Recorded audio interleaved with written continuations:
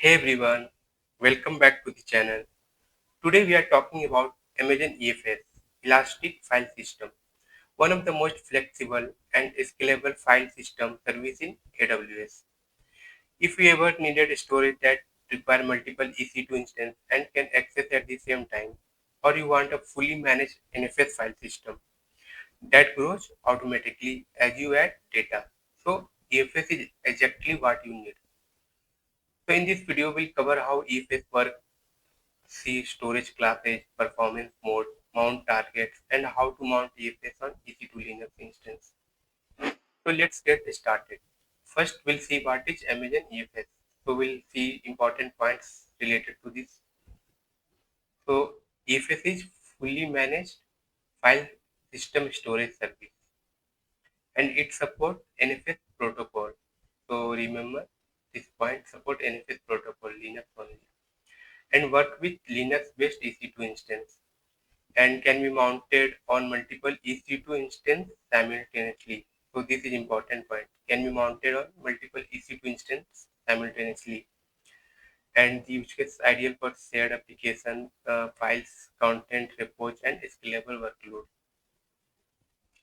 Next slide, we'll see how EFS works.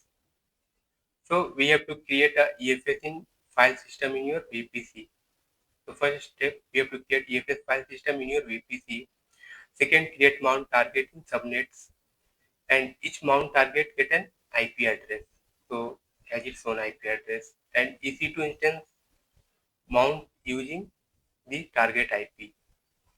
So best practice, one mount target per ability zone. So key benefit here, multiple EC2 instance can read write to EFS at the same time. So once again, multiple EC2 instance can read and write to EFS at the same time. Next, we'll see EFS storage classes. So first, it's standard multi-ability zone resilience. Second, we have one zone. So basically, two storage class, standard and one zone. Remember, this is very important. So first one is standard and one zone. So what is standard? So EFS standard when you require infrequent access. So it's high durability and ability zone across three ability zones. This one is standard. And one zone is for single ability zone, and it's for lower cost. So EFS one zone, so best for dev workload, backups, and cost sensitive environment. So question comes regarding this, where we use one zone and where we have to use standard. So for best for dev workload, backups, and cost sensitive environment. Next, uh, one zone is for cost effective for single ability zone workload.